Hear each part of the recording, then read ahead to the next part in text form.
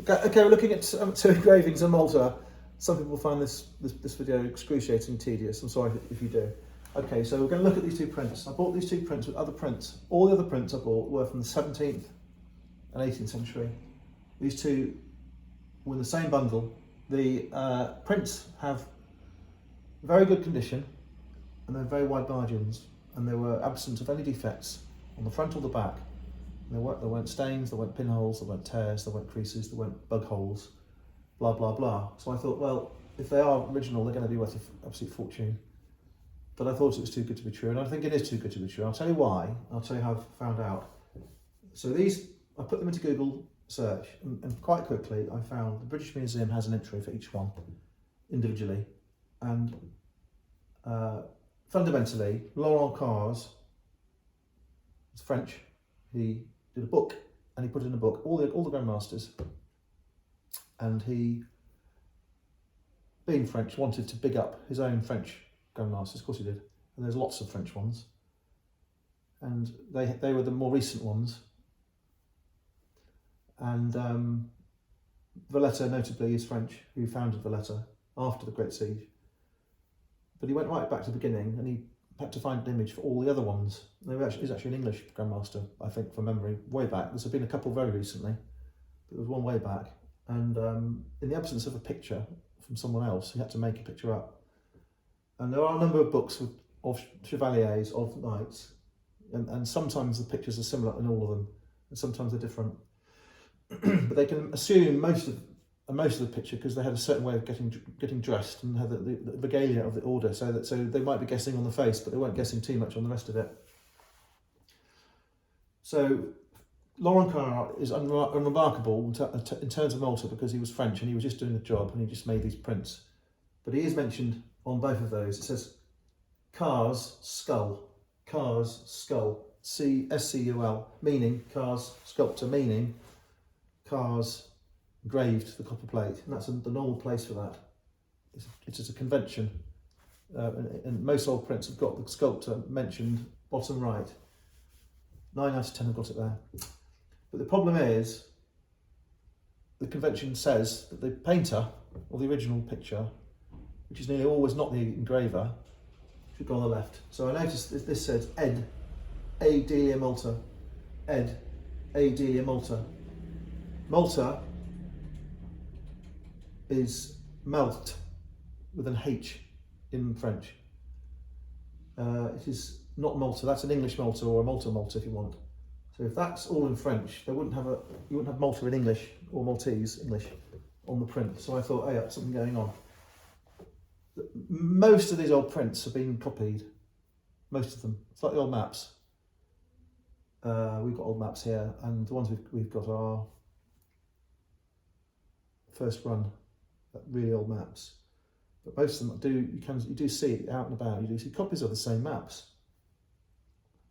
And even if a copy of a map has the old date on it, people think it's that date of the map, but it can be reissued. So it's really difficult territory, really hard territory.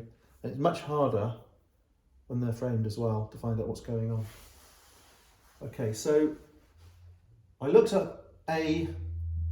Delia, it says it there, Ed A. Delia, Malta. And there was someone called Albert Delia in Malta, who was in a family of engravers. So I think what's happened in the 20th century, Mr. Albert Delia has got permission to re-engrave a fresh set of plates to make a fresh set of engravings. And I don't think he's done the whole book. He's done the ones that sell. People aren't so interested in the grandmasters 500 years ago, really. Sorry, more than 500 years ago. They want the ones they hear about. Wignacourt you hear about in Malta. There's an aqueduct. There's some towers. Valletta, everyone of course has heard about because of the town and the Great Siege. So what he's done is he's put his own name on the prints, and he's done it to stop anyone being misled, and he's done it to stop anyone accusing him of profiting out of it by making fabrications, fake ones. So it's very clear that they are 20. To me, I think I'm right.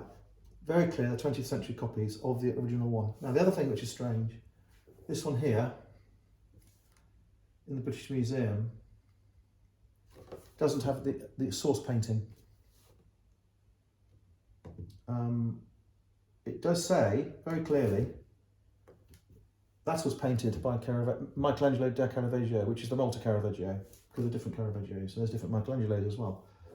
And the print was made in 1726 the first time. But on the plinth there, it's Carr's sculpt and edition Albert Delia. But on the original, the sculpt Carr's on the left.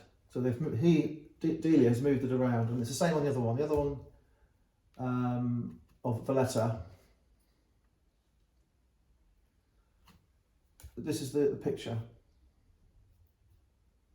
of Valletta, and it does show Carr's sculpt on the left. So here he's moved the Carr's sculpt onto the other side and put his own name on the left. So this artistic license.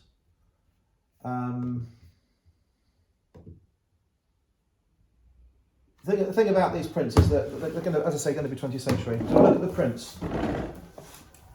Frère à l'offre de Wignacourt, 53e Grand Maître. So it says, brother à l'offre de Wignacourt, 53rd Grand Master. Frère Jean Valletta, 48e Grand Maître. So that says, brother John Valletta, 48th Grand Master. They've got different trophies. That's got cannons and swords. His family emblem is a fleur-de-lis. This one has got no arms on the escutcheon, which is unusual. I'm surprised. He has something like a bird and a standing lion. I think it's lion rampant. I'm not sure. So he's got his own family crest there. They're very handsome prints, even though they are 20th century ones, are now antique themselves. They're good condition, they're nicely framed, they're saleable Grandmasters, and I think we've got to the bottom what they are. Okay, thank you very much.